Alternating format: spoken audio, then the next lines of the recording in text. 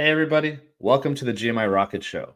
I'm your host, Roman Zelichenko, former immigration attorney turned entrepreneur, CEO and co founder of Laborless, which is an immigration tech company that automates H-1B visa compliance, and also the founder of GMI Rocket, which is a digital marketing agency for the immigration mobility industry, and of course, which brings you this show.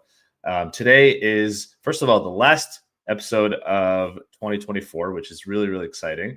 We're at episode 115, and our guest today is Sara Schmitt, who is the COO and co-founder of a company called Adro.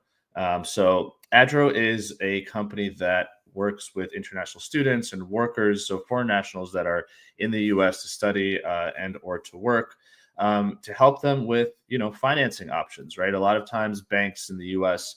don't give out credit cards or lines of credit or other finance opportunities to foreign nationals because maybe they don't have a social security number or whatever the reason. And so Adro helps with that, which is really kind of crucial. We don't think about it from sort of the immigrant journey perspective. From a lawyer's point of view, I think about the visa, we think about getting them into the country. And then once they're in, you think, okay, great, they'll handle everything. But the reality is, a lot of things that we take for granted, we being folks that live full time in the US or in any country, we take for granted that others who are coming in on a temporary basis don't have access to. So really excited to jump into this conversation with Sara to learn about Adro and hear about what she's doing and what the organization is doing for the industry. So before we get started, just wanted to give a quick thank you to the main sponsor of this episode, DocketWise. So for folks who don't know who DocketWise is, they are an all-in-one immigration case management platform. They have best-in-class immigration forms, form filling software. They have great customizable questionnaires in a whole bunch of different languages, so you as a practitioner can send questions to your clients to have them fill them out before applying for any immigration benefits for them. They have tons of integrations with a lot of different commonly used and industry-leading platforms, including Laborless, which is really exciting for me. And one of the things I love about DocketWise is they have great content. They have podcasts and they have ebooks and they have a blog and they do all sorts of stuff to support the industry. They support this show, which I'm really grateful for. So if you're an immigration lawyer, or work at a law firm and you are in the market for a new case management system, or you just kind of want to see what else is out there, check out DocketWise. There's a link in the show notes, or go to docketwise.com. And when you talk to somebody, tell them you heard about them from the GMI Rocket Show. Okay, so long intro, but there's a lot to say here. So Sara, thank you so much for being here. And I'm super, super excited for this conversation. Same. Thanks for having me, Roman. And during Of the holidays, course. no less. Yeah, during the holidays. So, and thanks to everybody who is listening and watching live, but then of course for folks who watch thereafter, Happy New Year to you. So, okay, like I said in the intro, I think that this sort of aspect of immigration, of the whole journey of an immigrant, isn't really talked about. So I'm excited in particular, of course, to learn about sort of what your interaction is with immigrants, right, with the immigration industry, how you kind of help people, and then maybe also what the interaction is with the legal industry, right? In my view, lawyers should be working with a company like you to promote you to their clients. But before we get into all of that, I love to learn about the guest and your background and your journey and sort of how you got to, starting and launching your business. So to start kind of earlier on, you come from an art background, which is awesome. And I love that you transitioned all the way into like FinTech, effectively, the antithesis of art, if you will, in some cases. I'm just kidding. But, still, I'd love to learn a little bit about that. So, were you always kind of an artsy like child? Is this something that sort of naturally was part of you when you were younger? Yeah, definitely. I started taking art classes when I was in first or second grade. It was really early. I love drawing. I love just creating things, especially just sitting and with my paints and crayons and pencils and everything. And then I took art classes in this really cool for this frame shop by the railroad tracks in rural Western New York, where I grew up. and learned a lot of different techniques. It was great. I stayed with that artist. She was an oil painter, a watercolor artist, obviously framed artworks as well. And she had just like so many different skills and talents, and I learned a ton there. I thought I was going to go to art school. Like I really like had done that for so long, but then I ended up just kind of like starting to deviate at that point. I was like, oh, there's so many things I want to do. I don't know that I want to pigeonhole myself into one thing just yet. I want options because I don't know what the future is going to look like. So I just sort of started my very varied, broad and generalist career at that point when I was making decisions about like what's next, what am I going to do. Did you grow up around artists, like maybe in your family or like friends' parents or anything like that, or not really? I sort of, not so much in my family, but maybe more in the extended community of the art Mm, lessons I was taking. And then when I went to middle school and high school, definitely hung out with the artsier crowd and always loved people who were doing, creative and different things. But I don't think anyone in my family is an artist per se, although my dad is a really an exceptional woodworker and was always mm. making things and kind of tinkering around. Still has a workshop at home and is always exploring like cool new like cutting edge woodcraft tools. Lately it's this like really interesting like high tech like it's not quite engraving or like etching tool, but it's like a really cool kind of like cutting mechanism that you can make like coasters and all kinds of things with. So if you ever need a salad bowl turned on the lathe or like some other creative thing, like he can definitely make it. I love woodworking. I don't do much Yeah. of it. I've cut a lot of two by fours at this point, but that's about the extent of my woodworking. But that's I mean, so kind of right. Like you kind of saw Yeah. somebody who was passionate about creating something, Building. et cetera. Yeah. But and then I was curious from the perspective of sort of like of career, right? I mean, everyone's got like their either parental pressures or family pressures or Yeah. community or maybe just their own inherent interest. And so I'm always curious. I mean, you clearly went to, you went towards the arts, if you will, pretty aggressively as a younger person. Was there ever a thought about or a discussion, maybe at home or whatever, about how to parlay that into a career, or was it not even brought up and you I just sort of were just exploring whatever you wanted? That's a good question. I was always a good student, so I was good at a lot of different things, and Mm, I felt like I would have options because of that. And mm, I had in the back of my mind, even as a kid, like, what do I want to do? I knew I wanted to work in advertising at some point. That was always mm, something I was really interested in, strangely. mm. Always coming up with like ad slogans or jingles or ideas, and I still do. So it totally made sense that that ended up being my first job. But I was also interested in law school when I was in college too. I actually had thought about that, and I was a political science minor. And took an LSAT actually for practice and did really well on it. So like that's in my future goals actually. So my future bucket is, if we do well and Adro, goes on and gets big and does great things, like maybe I might go back to get that law degree at some point, which is insane, an I insane would thing to love to say. follow up with you on that and actually see if you go through it. I have a suspicion that you may rethink things at the time, but maybe not. Maybe not. That's what Maybe not. everyone says. They're Yeah. like, you don't want Yeah. to do that. Don't do that. And I'm like, oh, Yeah. it seems kind of No, cool though. I don't it could be fun. know. Listen, it would be fun. You could do it in the evenings, part time or something if it's not Yeah. requirement for your career. So that's interesting. Yeah. So do you consider yourself as like you were a good test taker as well? Yeah, I was that was definitely a thing. I don't know why. Yeah. Like I Yeah. loved puzzles. I love those kinds of games. Yeah. I actually really enjoyed the LSAT. I thought it was a very Yeah. cool test, just the way the Yeah. logic puzzles worked, at least when I took it. Mm. And I don't mind tests. The GMAT I'll say is punishing. There are some tests that are designed by people who are terrible and devious that as soon as you get something wrong, you know it because the next question is very easy. That's Mm. cruel. Don't do that. Yeah. Just It no. messes with you psychologically, doesn't it? Yeah. Yeah, Um, that's unpleasant. so that's interesting. So that's cool, right? So you're excelling in art. I mean, there was really a passion of yours, but then you also sort of had this in the back of your mind that's, look, I'm doing well in school. Like the traditional path is still open for me. I'm not the person that, Yeah, sort of has abandoned school, kind of per se, and in right. pursuit of the arts. You're sort of able to do both. Yeah. Um, that's really interesting. By the way, where did you grow up in Western New York?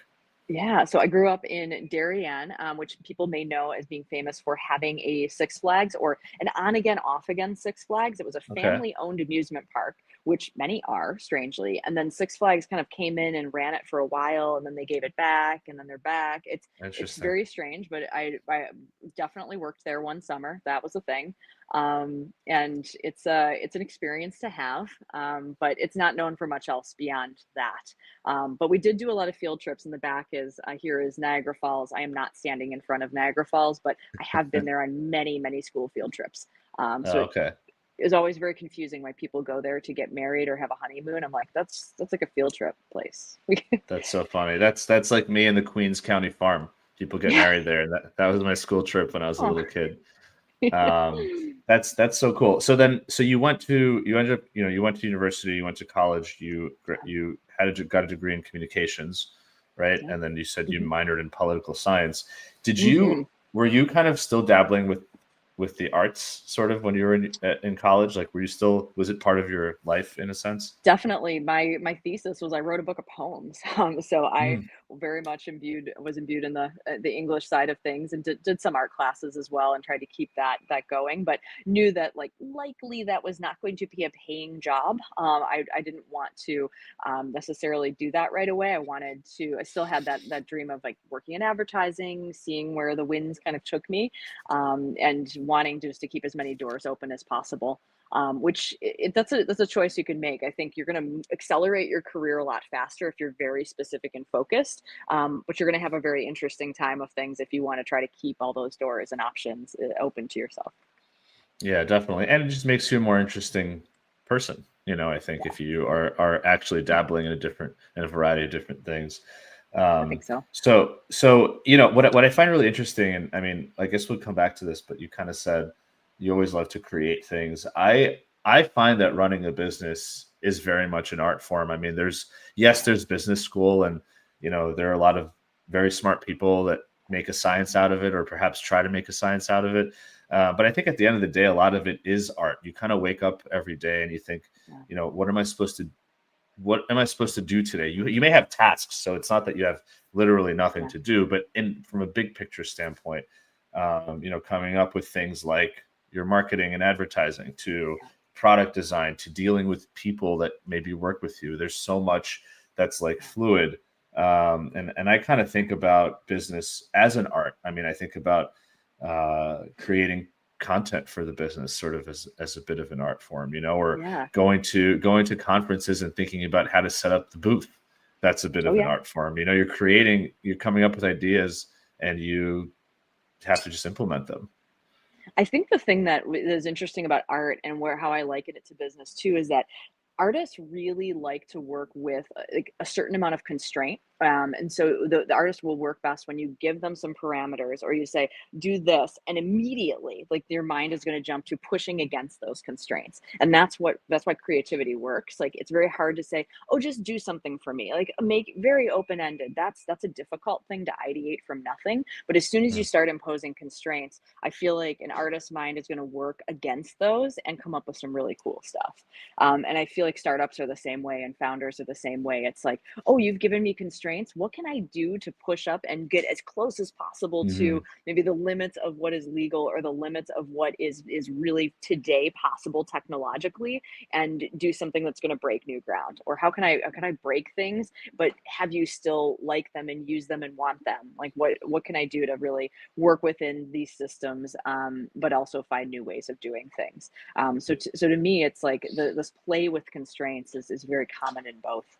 Yeah, that's cool. Or even from a marketing standpoint, how do I market my business in a way that it feels aligned with the industry, but maybe is edgy somehow, or somehow, Yeah, to your point, pushes the boundaries of what's expected in yeah, terms of this industry.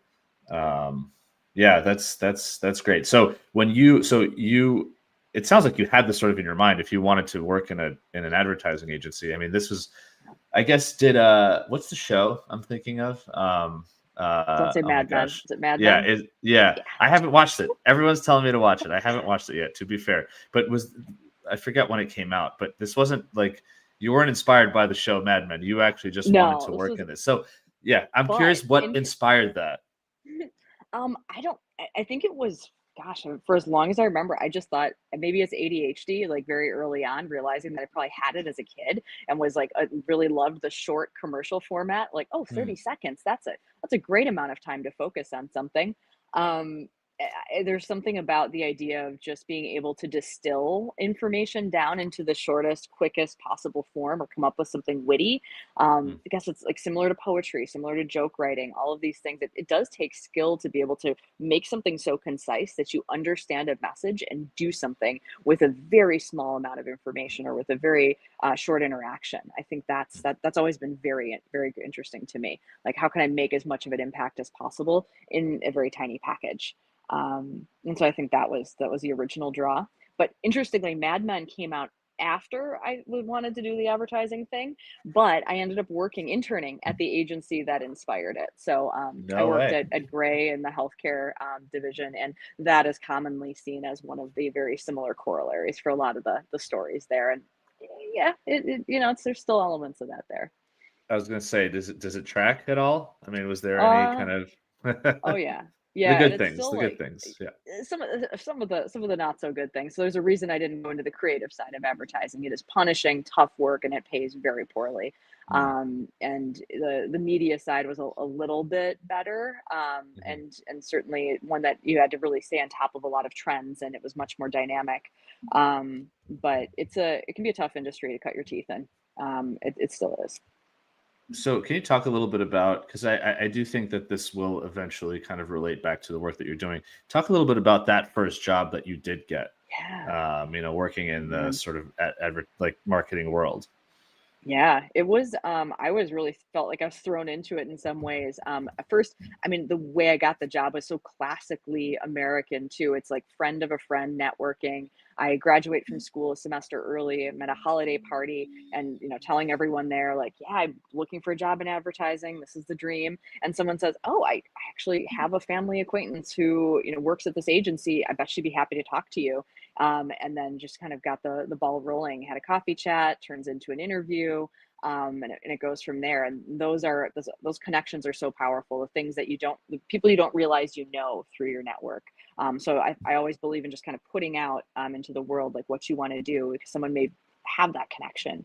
And so I start like a couple weeks later. It's in February, and I'm working on sports and sponsorships for AT&T, then Singular.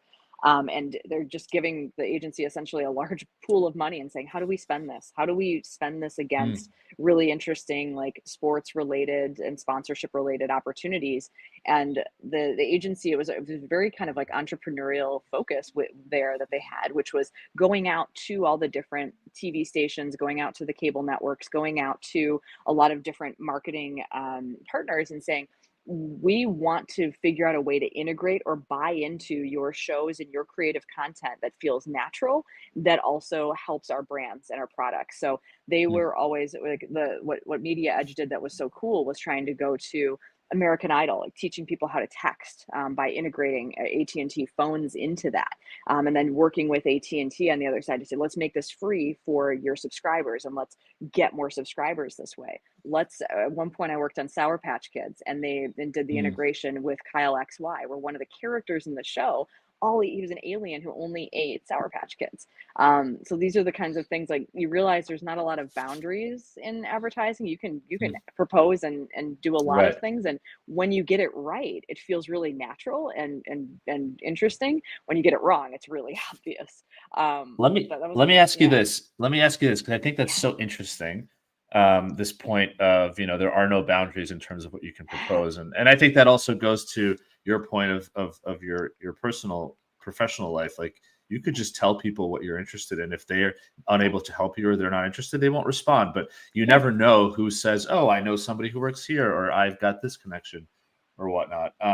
But from the perspective of going and pitching these really interesting, wild ideas, I love this because this yeah, is a little bit different from what we usually talk about in with respect to the immigration tech space, which tends to be more yeah, kind of cut and dry.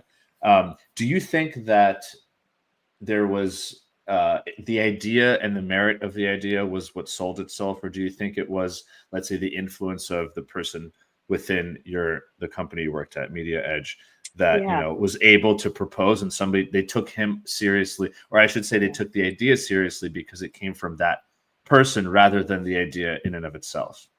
It was always very much a team effort. So I think it was usually the merit of the idea. And of course, it was backed by money too. I mean, that was part of it. Like those were typically paid integrations in a big way. So you'd figure out the money side of it. But often it was something that if you find a win win, if you find something that's mutually beneficial, like I can make your show more interesting and rich. If you have a brand that has that power and that cachet, Sour Patch Kids, obviously hugely popular with kids under Yeah. 11. So, if that's your target audience, it's like, oh my gosh, this is big. Like, we're not only going to get free Sour Patch Kids now, but we're also going to get some funding for it. And we're going to have a really cool story to tell Mm. that just lends itself to a lot of like good jokes and content. So if you find a way to make it work for both parties where it just becomes like a natural part of it. You can't imagine like a show like American Idol working without the texting component and people Right. voting for those contestants. And so when they realized that and they said, "Oh my gosh, we can augment this show, but we're also going to then integrate this brand," like that's what's really powerful about it. And I think the Mm. money was secondary. The idea was the thing that got most everyone excited about it, and then you kind of sorted out what the costs were. Because I think about that a lot from our perspective, right? I mean, you are providing a product and service to professionals and in partnership maybe with organizations, universities, et cetera. Mhm. I provide a product and service to professionals and or companies. And so the thought Mhm. is always how to get in front of those, that target audience in a way that's Mm. interesting, that's creative, that audience would be delighted, Yeah. about and but sort of having these organizations that hold that audience captive, like in your case it was Yeah. American Idol, but in this case it might Yeah. be NAFSA or Yeah. something, right? Schools. Like how do you partner with an organization like that in a new and creative way? I think to your point, maybe there are the tried and true ways that they have, but then also uh you know proposing something that's creative and different, there's space for that, right? As long as it Yeah. makes sense. Definitely. I mean, that's why, I mean, I offer a lot of financial literacy sessions or sessions on stuff I know a lot about, networking, professional development and resume building, all of these topics. Like, let me teach. I'm a teacher too, so these are things I feel really comfortable getting up in front of students and staff to talk about. And so, if you offer something, if that's going to be relationship building. That's collateral that you can share, but it also is just genuinely beneficial too. I want to talk about how you transitioned from there to working at a health tech company for almost a decade, Yeah. because I think that's a pretty big. I feel like it's a pretty big arc in the story of your career that actually starts to more directly lead to the founding of Adro, right? Yeah. So talk a little bit about that. You come from an arts background. You're obviously bright and have a lot of options. You stuck with kind of a creative professional space, and then you went into the most boring thing ever, which is software for healthcare. And I say this with all due respect to the hospitals and clinics that use Yeah. Epic. As far as I know, it's a wonderful product and a really impressive company built by a woman who is like an Yeah. unknown billionaire and somebody who is so much more impressive than I think she leads on. But that's a different conversation. Maybe I'll have her on the show one day. But talk a little bit about how you transitioned and sort of what your experience was going into that industry and like the growth over that decade there. Yeah, I'd like to say that I had this brilliant timing scheme, like it was 2008, and I saw the market downturn in New York, and I was like, "Oh, but the Affordable Care Act is kicking in." It was not that premeditated. It was realizing how slow the career trajectory was in advertising, and saying, Hmm. "I want to do something different, and I want to do something a little bit more challenging." And that certainly was what met the definition. And so I had some friends who worked at Epic. I kind of knew of them as a company and decided I'd apply, and then ended up really liking it when I visited it for the interview. The campus is in Verona, Wisconsin, so we're outside Mhm. Madison, and I had not been to Wisconsin before. It was, yeah, like a whole new experience. But the campus was designed by a combination of architects who worked on Disney, who worked on Microsoft, who worked on other large building projects, and it was just funky and different, and I'd never seen anything like it. And they really had a focus on helping, making sure employees could thrive and be happy, and then expecting them to deliver really great customer service. And I was like, okay, I think there's a lot I can learn here. And I like the culture. I like, again, being surrounded by a lot of really talented and capable people. And it also offered an option. I was going to do implementation, and I was like, I get to travel too. And that was exciting. Mm. So I hadn't been able to do that in my current role. And I was like, all right, there's could be like a lot of domestic and international travel potentially. So let's try this for a while. And yeah, ended up staying much longer than I thought I would, because it just kept being challenging, interesting, and I was learning more new things every year, because there's just such an endless amount to learn about US healthcare. It's a never ending machine of complexity. Yeah, I was curious about. I've heard the campus is really. They have an underground auditorium that fits like Hmm. all the staff or something. Yeah, Sounds like a lot of fun. Again, I think an underrated and underappreciated U.S. Tech giant, if you ask yes. me. Still private, will So always be private. Yeah. and still Hmm. private. It's like really, really cool, and so crucial. I mean, listen, there are a lot of important companies, but Epic is healthcare Monster. industry leader. In terms of data Yeah. privacy, in terms of all these things. So, Hmm. so I mean, really interesting, right? So you came there. It sounds like you appreciated the culture and the opportunities. You obviously stayed for quite a while. So you went from just implementation and kind of maybe project management role to eventually, I'm assuming, leading Hmm. people, leading teams, and whatnot. So you mentioned, before we were chatting, you mentioned you had a great boss, like a manager who, was maybe a mentor to you, or what have you, and sort of eventually inspired you to go on further back to school. So can you talk a little bit about that moment where you decided, obviously you probably could have either stayed there for longer, Yeah. gone to another wonderful job coming out of Epic, right? But you decided to go back to school. So what were some of the thoughts that you were having at that time? I think it was realizing I didn't, once again, didn't want to stay in healthcare forever. That there was a path there. Like I could continue working at Epic. I knew what that looked like.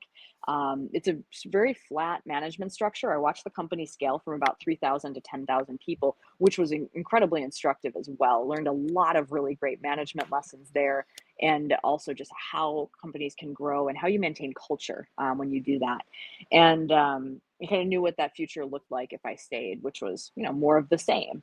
And then I could go and continue to work in other healthcare jobs, go off, do consulting, maybe work for one of the many startups started by Epic folks who had left. But I was like, I want something different. I just want the option to consider something outside of healthcare. And my manager said, go get an MBA.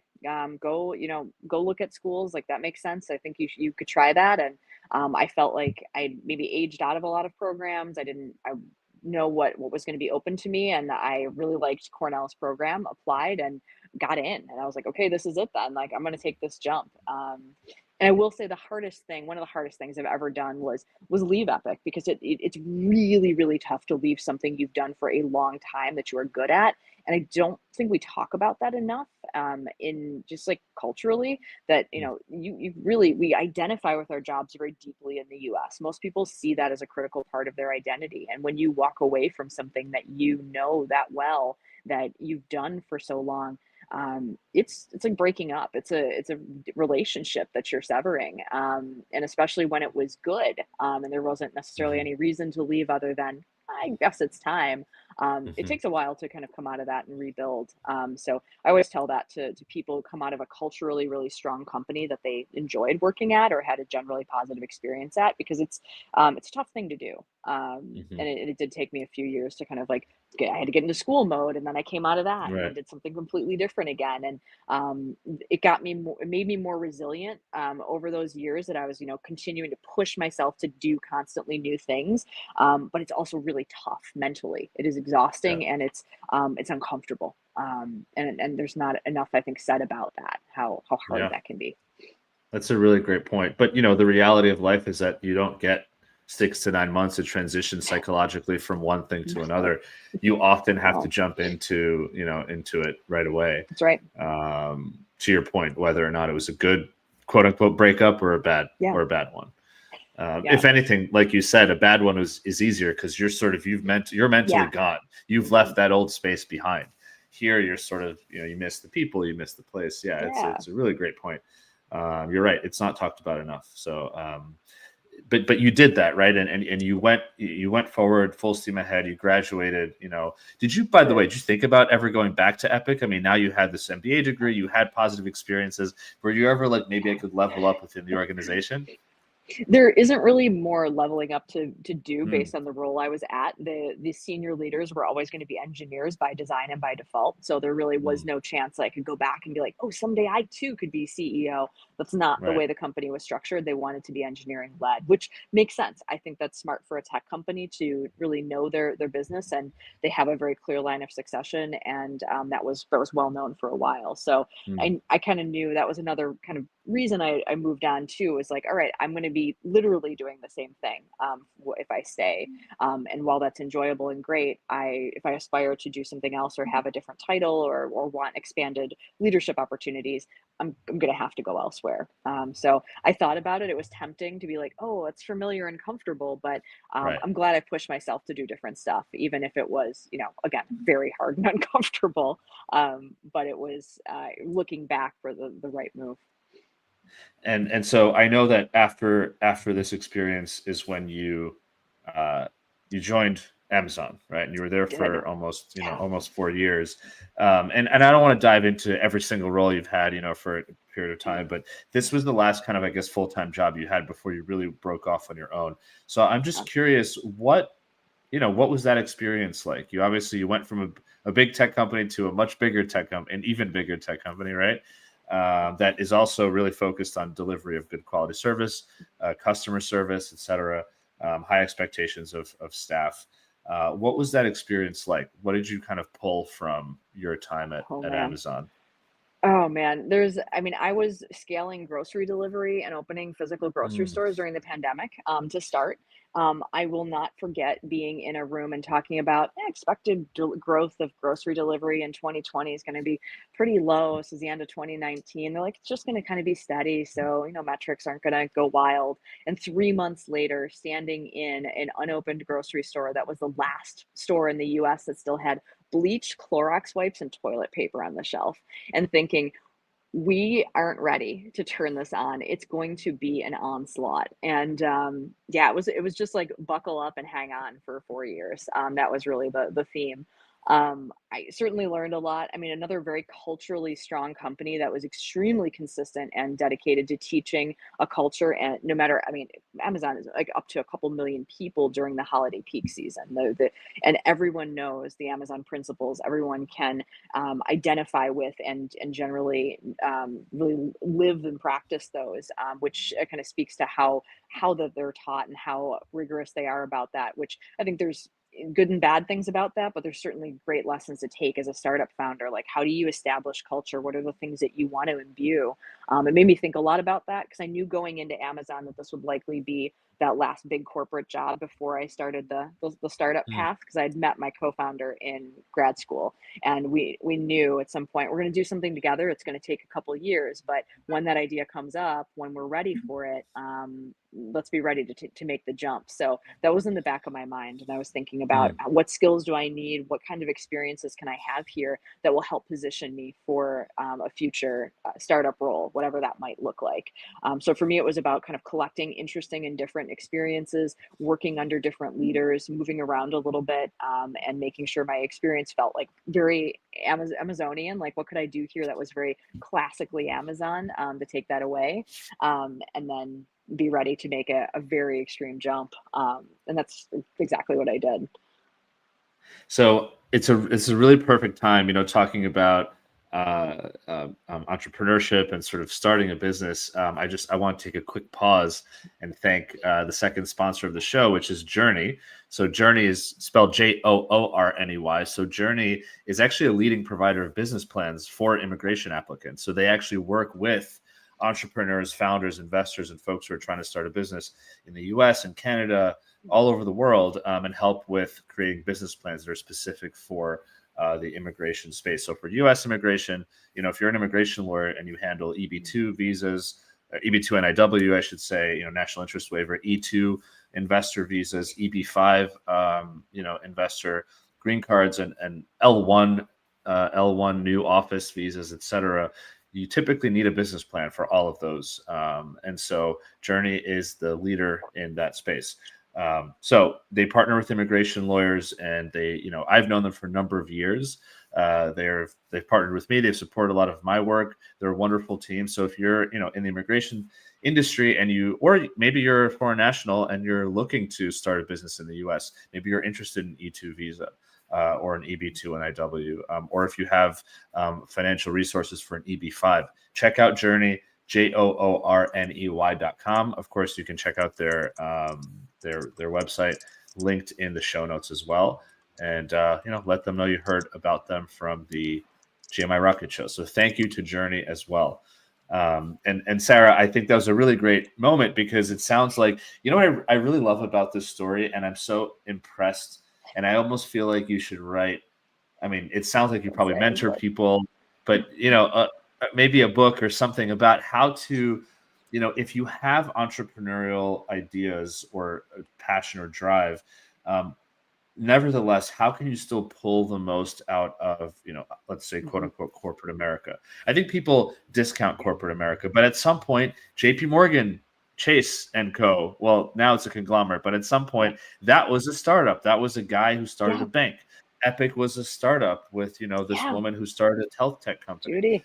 All of these companies they were small and they grew to being really, really large. And you could learn something from that, whether it's, like you said, how to maintain a culture despite, rapid growth, how to set up systems properly to, scale, but also keep track of, employees and security and all this kind of stuff. I mean, there's so much that you can learn. And I do think that nowadays there's such a, this like positive aura around starting a startup, which is great. Like we want people to be entrepreneurial, but I think a lot of folks do jump into it not having had any experience working in an established work environment and then coming in with no best practices.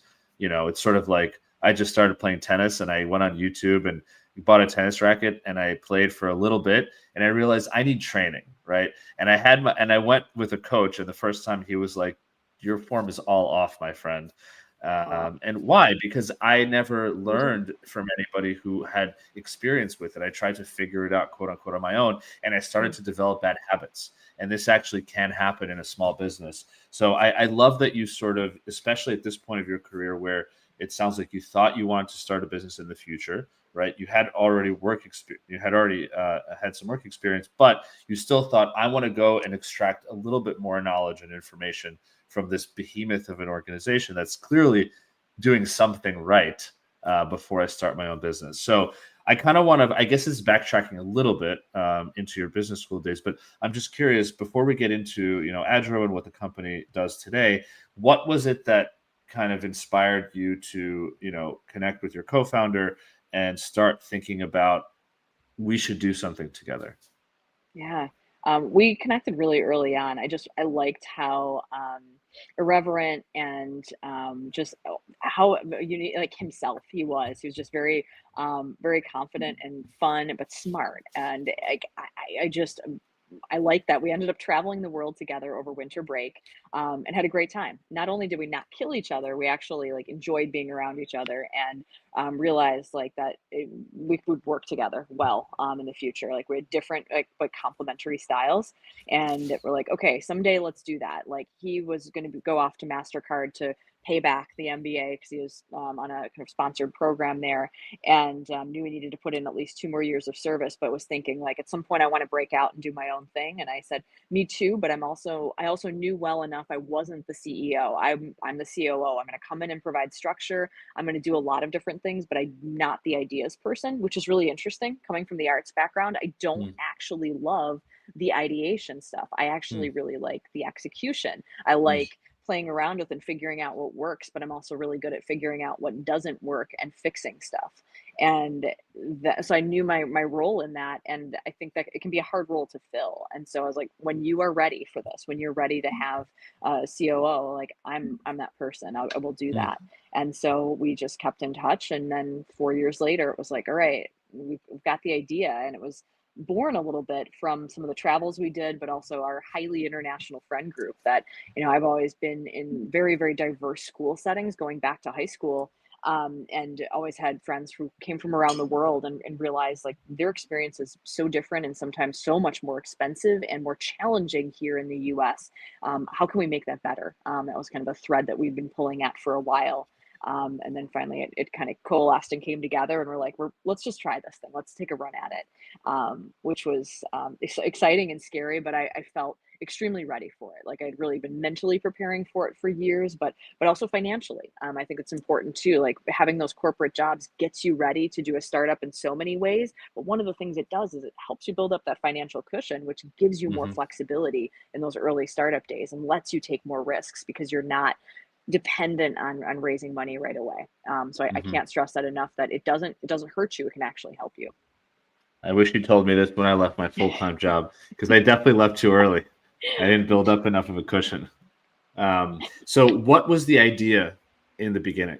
Okay, so Yeah. you both had these experiences with international students that sort of been Yeah. in touch with your whole life. You noticed challenges that they were experiencing, but certainly there are a lot of different challenges. It's not Yeah. just getting a bank account, getting a credit card, et cetera. So what was that Yeah. sort of initial thought or idea that you guys had? I think that it started with like, all right, how do we help this population? I think that's a great way to start when you are working on an idea or trying to figure out what is the thing you want to do, and finding a customer that you really empathize with and care about is step one. And then you let the customer tell you what they need. And one of the things we heard, of course, was we need help with visas, immigration, and the legal parts of this. We want to figure out how to stay here, but that wasn't something we were qualified to deal with. Like we're not lawyers, and we also know that that's a tough space. Kudos to everyone working in it. Like you're at the mercy of the government for many components of this, and there's a lot of creativity and things that you can do to work around some of the limits. But there's nothing I can do to increase the number of H-1Bs right now. Like that's not like it, you got to play the lottery for that one, and that's unfortunate. Like so we've tried to think about what are angles that we can control and influence, what are things that we know, and what are we good at. That like Venn diagram of interconnected circles there. What are the things that we feel like we can influence? And one of those that just we kept coming back to was the banking part. Was what we can actually provide better access, better accounts here. We can figure out ways to make this cheaper, make this better, make this more accessible. And did our research, looked at what some of the other big banks were doing, what other players were doing, who had failed here, and talked to them and said what didn't work. Was it not demand? Nope, there was demand. They just didn't understand either the market or the tools well enough. And we said, okay, we actually do understand the tools and the players here better than most. And I think we can go in and structure something that is actually going to be profitable, but also really beneficial. So we realized kind of that what are what's the synthesis of all the things that need to come together, and it does need to be. It works best when it's something that you have experience in, and it's something that you care about.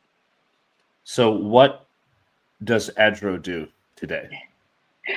Today, so we've expanded a little bit from the initial focus on international students, but we Hmm. provide credit checking and savings completely fee free, and make it easier to move money in and keep money in the US and be able to have cards that work, and just be able to spend your money and keep more of it in your those accounts.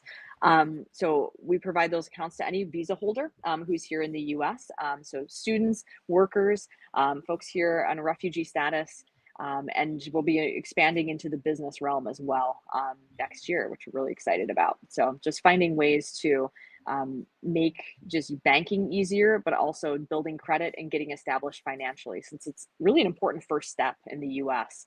In addition to being here and figuring out the legal components of it, starting to build that financial identity and starting to build credit, because it controls a lot of things, for better Right. or for worse in the US. Getting a home, getting an apartment, getting a car, which are all fundamental to having a job, and staying here.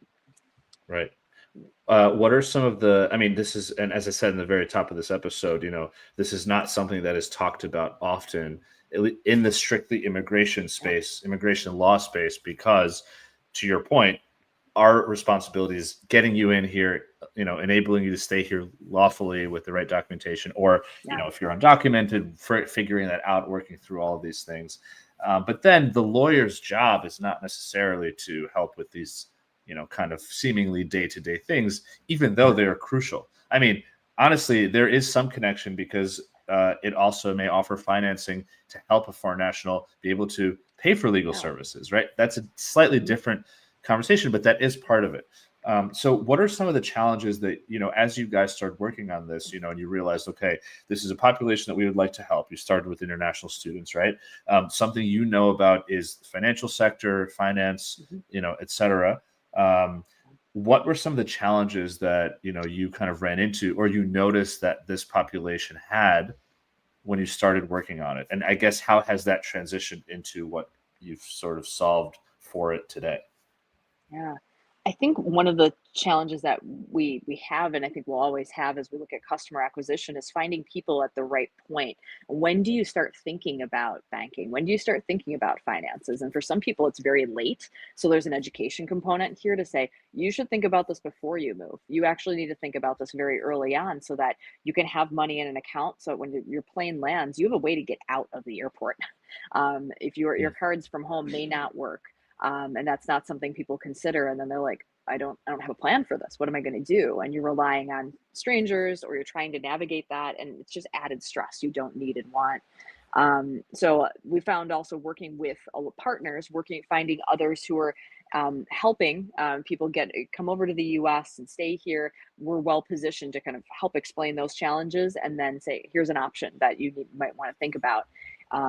Getting a US bank account can also help with some of the visa process too. If you can prove that you have funds in USD and an account in your name, it's not going to hurt during that visa interview to show that, to be able to demonstrate proof of funds in that way, in a way that an immigration officer, someone from the Department of State, may readily understand.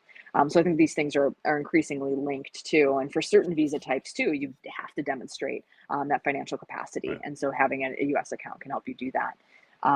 It's a stressful thing to get. I don't think that everyone who lives in the US understands that, but when you try to get set up with a bank account as someone who doesn't have a social security number, someone who may not have any history here, is still navigating and trying to figure out, what is my address? How do I write that on a form? There's a lot of hoops to jump through, and it's often a half day in-person visit that may or may not result in you walking out with an account. Because the requirements for opening that account are not clear up front, and you may forget one piece of paper and realize you have to now go back and set up a new appointment and bring that again, and it's another day that you don't have access to money.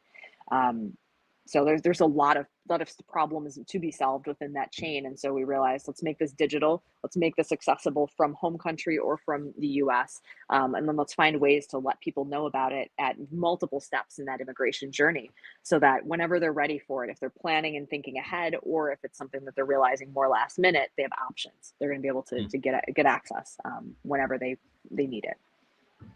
Yeah, and I guess, from the perspective of the folks, foreign nationals, not having social security numbers, et cetera, what do they do now? I mean, if they don't have access to something like what you guys are providing. You show all the other identification that you do have and hope that a bank will accept it, or hope that another financial institution is going to understand what to do with that. And in some cases, they can. If it's a country that they're really familiar with, and you're also bringing them a pile of cash, like, sure, they might be more accommodating. And then there's going to be, depending on where your passport's from and what other documentation you have or the visa type, some financial institutions may not be as accommodating or understanding or know what to do with it. Many banks are working on really old IT systems. They just haven't updated, or they're optimized for a US customer. And so when the first input is not social security number, they're not always sure what to do with it, or it's highly manual and they're not willing to do it. So there's kind of multiple paths. Some banks will say, sorry, you're just too risky, which we don't agree with, or sorry, it's just too much work and I'm not willing to do that. Which is painful. It's a really hard thing to have to hear, and that's not fair.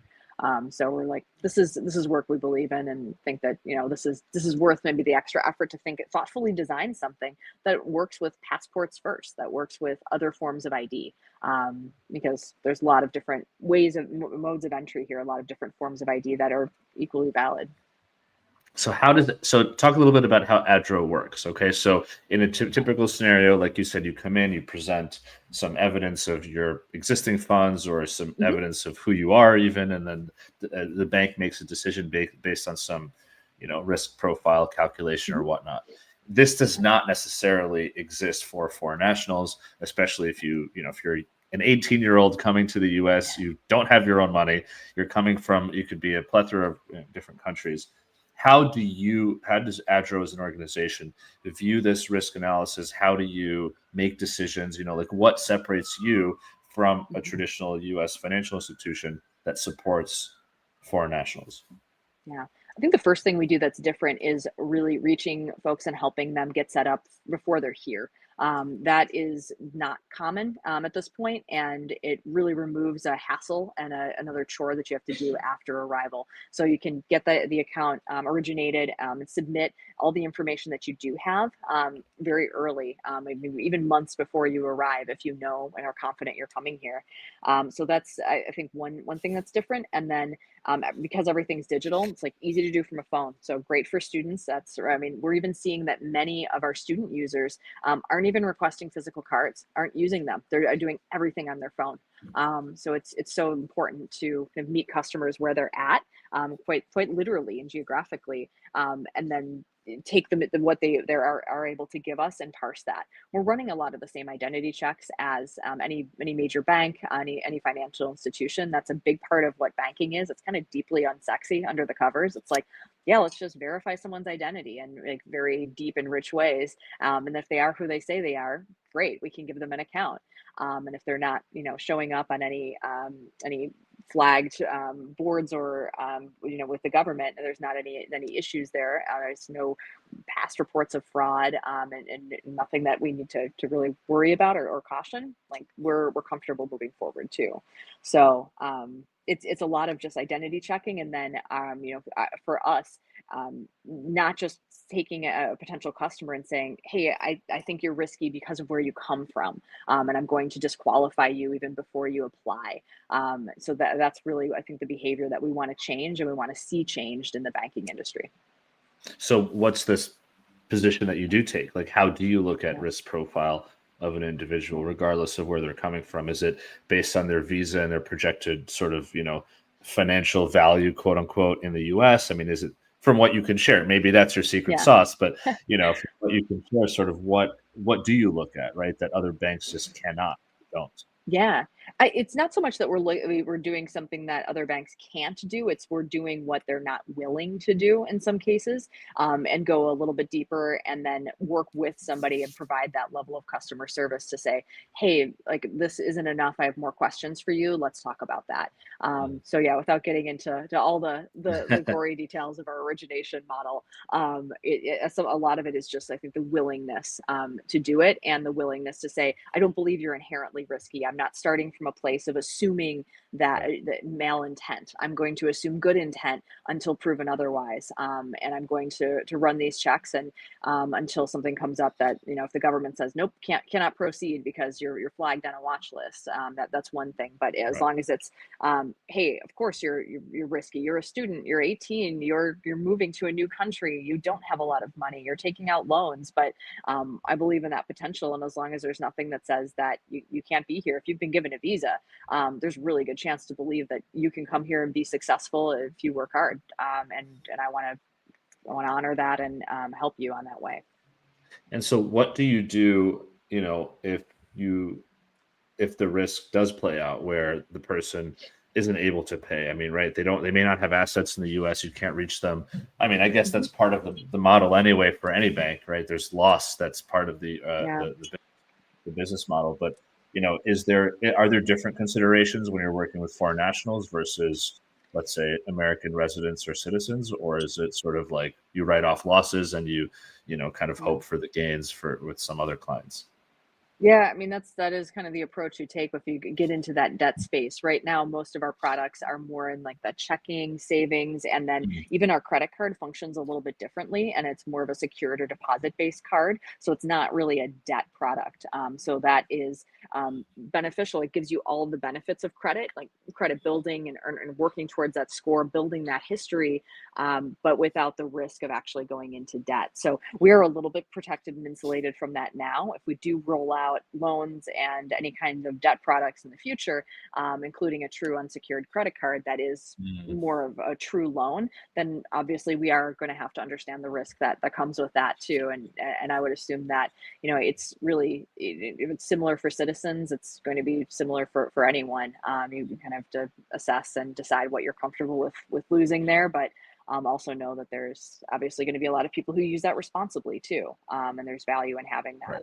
right. Um, Yeah, I see. So it's that you provide them with the structure of having a bank card and a place to put their money, and yes, maybe there's interest that they gain on that money, but they have to bring their own money to put into this place. So there's not this sort of loan aspect, at right, least not yet. right. Right. So that Got it. it Yeah. does like provide us some protection too as Yeah, we get started. Um, so it's definitely. from a student standpoint that made sense because many of them are coming with they're getting loans and they have their living expenses that they're able to pay for out of some of that loan money, or they're getting other money from Mm, friends, family, or jobs on campus. But we also kind of recognize like the credit cards are tricky in the US. You have to deal with it. You have to build credit. You need to learn the system, but it can be a scary thing when you don't understand it, and it can be highly risky if you get a credit card with a 42% APR and then right. start racking up bills on that and realize what you're paying back is significantly more than what you originally paid. Right. So we were waiting to get into that space until we could better assess, what consumer behaviors look like, and also make sure we're building a robust enough educational platform so that we can help prevent folks from getting into trouble. Yeah, and also, growing in terms of user numbers, right? The more people you Yeah, have, the more technically clients you have to spread that risk around. Um, yeah, true. and, which does require some scale, some time, some, Yeah, that's really fascinating. So what do you think, like you mentioned, okay, moving forward, there may be an aspect of providing loans, providing credit, and, debt yeah, instruments, et cetera. But from the growth of the business, right, in terms of getting more people, or having the same people use you more frequently, whatever it might be, what are your guys' strategy for growing Adro as the brand, as the business awareness, et cetera? yeah. I mean, we're big believers in partnerships and also just doing good stuff generally, like putting good out into the world and offering services and perks and things for free. And knowing that is going to be a little bit counter to what a lot of other financial services products are doing, which is they're introducing all kinds of fees and even subscription based costs. So trying to kind of run counter to that as much as we can. But for us, partnerships have been really invaluable. Finding folks who work at different intersections along this immigration space, and saying how can we work together? How can we promote each other? How can you share Adro at a point that makes sense? Schools have been also fantastic for us. Like we, as professors, we certainly love working with and talking with more universities, but many of them are, it's a tight environment out there for many schools, and they're looking for resources or folks who can come in and help educate students and connect them to the bigger world, share their stories and experiences. We're happy to do that, and we're also happy to help them with some of those students who may be struggling to get banked. We have a lot of students in the New York area actually who are from Iran and from other countries that are sanctioned, and that is a Mm, struggle for them to find a bank that is willing to work with them. And it's not that they are individually risky; they're here. They want to stay. They've made it out. But how can we help support them when others say no? So that's been a good area for us too. So partnerships with universities makes a ton of sense. Yeah, Partnerships with immigration lawyers. Do you guys do any of yeah, that where they may refer their definitely. clients to you? Yeah. We love that. Yeah, if anyone is interested in that, we're happy to chat. And feel free to email me, and I'd love to set that up. But we pay for referrals too, so we want to hook people up who are sending us customers, of course, and then those customers also are eligible for all kinds of discounts and deals and benefits when they sign up. Hmm. That's great. Yeah, because thinking about what touch points are there with this individual along their journey, right? It can even be back home, like you said, in home country, how they're Yeah, learning about the US, how they're gaining information, whoever those folks are. In some countries, they're agents. like agents. Yeah, Yeah. exactly. Mhm. language learning, moving services, travel partners, so many different interesting points of intersection, even social and communities, just groups and folks who are there to provide mentorship and support along the way. Those have been also great places for us to learn and understand like what are the pain points, what things do we need to build and support, and how else can we be helpful and useful. And then from the technology perspective, it sounds like you're kind of a tech first. I mean, would you call Sure. yourself a bank? Would you call yourself sort of a neobank, if you will, or No, no? neobank, yeah. FinTech, also. I think FinTech is a more Sure. expansive term that lets us, like legally, we have a charter bank, so we are Right. not a bank ourselves, but we Right. are a neobank. We provide those services through our charter bank, and it is an interesting thing and a hard thing to explain to people not in the space. They're like, "Wait, Right. are you a real bank then?" It's like the money's FDIC insured, but everything looks and works just like a real bank, but we're the tech layer on top Right. of Stearns. We're kind of almost like a brand extension, or like if people want to think of it that way. We've got kind of someone else providing a lot of the parts and the actual legal structure for the bank underneath the surface, but then we do all of the technology for origination and helping and setting up those accounts, and everything you log into is ours, fully created and owned. Yeah, and then also tailored to this This customer, demographic yeah, of people, right? yeah, This customer that's a foreign national, that's that's maybe right, a student. You're asking for different types of information. You're interacting with them totally, slightly differently. It's nuanced, but yeah, it's the difference between getting them on meaningfully versus in a traditional bank, which, like you said, yeah, there it breaks when you don't have a social security number. So clearly, the yeah, system is set up in a way to support them. yeah. That makes a lot of sense. So I guess as a penultimate question, you mentioned maybe some additional products. Like, what's your vision of the future, whether it's for Adro as a business or maybe for this just concept of banking and services for foreign nationals once they enter the US? Like, what do you Yeah. envision that you're kind of building towards? Yeah. It's funny because I feel like this vision, I mean, it's always evolving. Like there's always exciting new things that we want to learn and Mhm. try, and we're not fixed on anything because I mean things are changing always and rapidly. So I feel like anything I say is going to be obsolete in a few weeks. But we're excited to get into the business space more, and I think we've heard that from so many international students, workers, friends. They're like, "I want to start a company. I want to build something." I mean, there all tons of statistics showing how successful and how many businesses in the US are really immigrant run, immigrant led, foreign owned, or have just strong influence from people who are born elsewhere. Immigrants have built the US and it will continue to do so. And so we want to find ways to help and support that. And so doing more business banking is a natural extension here. And then helping foreign business owners get established in the US as that first bridge to coming over too. So there's many foreign nationals who are like, I want to kind of dip my toe into this, or I already work with US businesses in some way. I'd like to expand that. And the easiest way to do that is to have a US banking presence so I can get paid in USD, so that those US accounts and US businesses can more easily send me more business. And then at some point, they're establishing an entity here. They're building more and maybe kind of coming over too. So I think there's a lot of options in the business space to grow, but we're also going to continue to support the consumer banking side too. And I think there's a lot more room to become ideally like the option for someone coming to the U.S. Like that, this is their first stop. That Adro becomes their bank of choice because it is a good no fee option. It's easy to set up. It works. It's a robust, safe, known a known brand. That would be the dream for us. Is seeing more Mhm. people say, of course, like that. That's the bank I want. That's the one that is for me.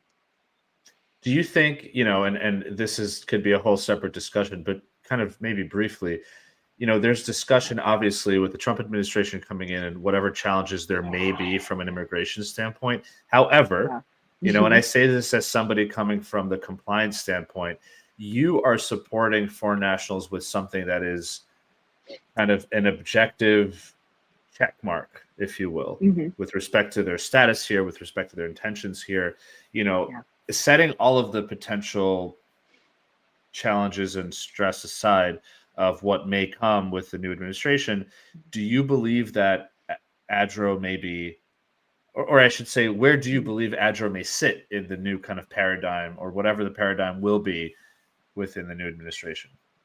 Yeah, that's a good question. I think we're all waiting to see what that does to immigration numbers generally. And I mean, that's students, that's workers, that's across the board. And so that's why I think we're also looking at foreign owned businesses as an option too, because there may be an increase there. If people aren't coming to the US, are they looking to then first build that business abroad, and then come over later and wait for conditions to change? Mm. So some of this is a little bit of a hedge against those conditions, but also um, we'll see. I think we're all just like everyone's very much. It feels like very much wait and see right now across the financial services industry, and many of us kind of working at the immigration space too. We're all not sure.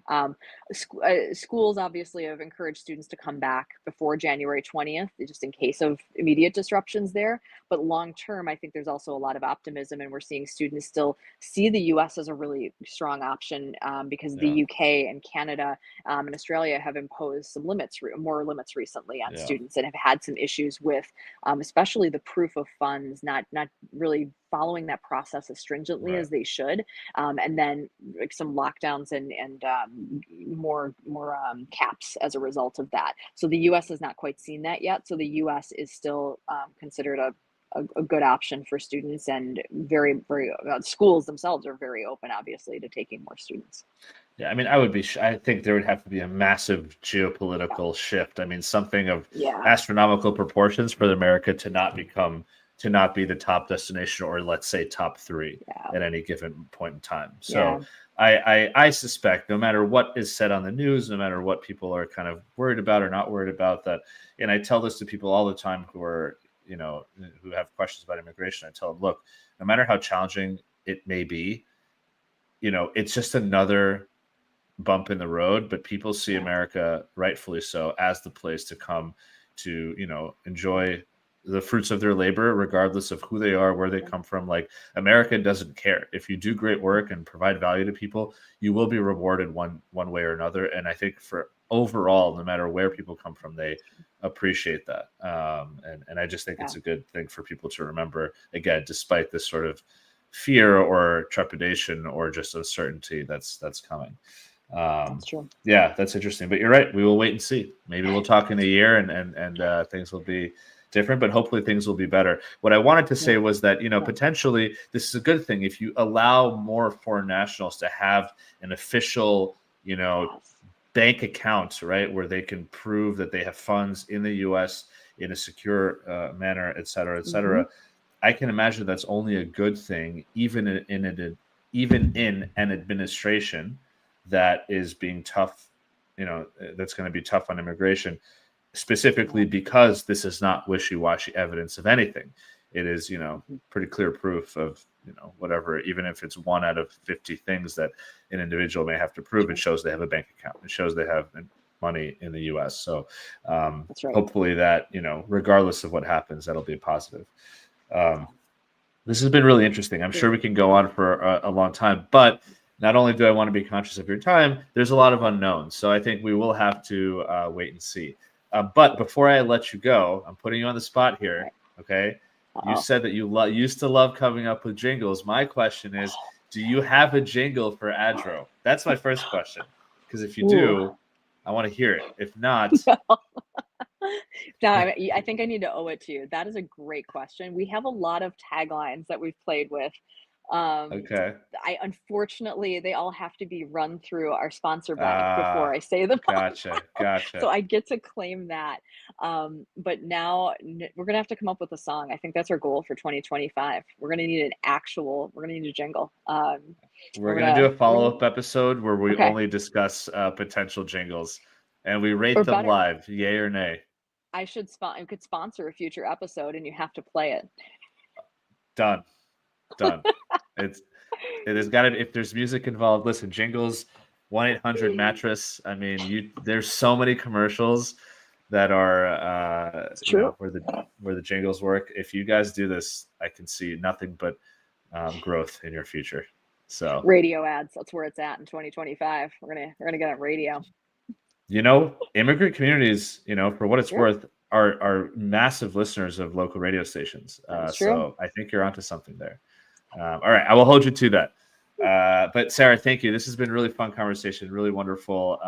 Congrats on everything so far, and Thank you. I'm excited to see where the business continues to grow. And like you said, we'll wait and see in terms of what happens starting in 2025. But I think people will always need banking. People will always need financial services and sort of a secure place for their money in the U.S. So I am hopeful for the growth of the business. So thank you for being on the show. Thank you for sharing your story. And for everybody who wants to check it out, the website is joinadro.com. So that's joinadro.com to check it out, learn a little bit more about the business. Obviously for folks to reach out to you on LinkedIn. And yeah, thank you for being here. I appreciate it. Thanks for having me, Roman. Have a great weekend and Happy New Year. You too. Bye, guys. All right. Thanks everybody for the episode, for staying, for listening, for watching. I want to give a really big thank you, of course, to DocketWise, the main sponsor of the show. And again, I mentioned up top, but DocketWise is an all-in-one immigration case management platform. They provide best-in-class immigration forms, really customizable questionnaires, industry-leading integrations. And I use these superlatives because they do integrate with Laborless, my company, and so many others like LawPay and many others that immigration lawyers use. They have great customer service. And like I said up top, they do a ton to provide value to the immigration industry. They have webinars, they have podcasts, an ebook, etc. They support the show. They've supported other things that I have done to try to bring value. So I really am appreciative of them. So check them out at www.docketwise.com. There is a special link in the show notes, so definitely click on that if you're interested in learning more about them and you are in the market for immigration case management platform. We got a comment here from Derek Matuma. Enjoyed the episode. Thank you, Derek. Appreciate it. Thanks for tuning in. So with that, I just want to say to everybody, have a wonderful new year. If you're watching this or listening to this live, be safe. Have a great weekend. See you back in 2025. And we'll have a lot of other more wonderful, interesting episodes coming up with other great people building great stuff in our industry. So till then, stay safe, everybody, and peace out.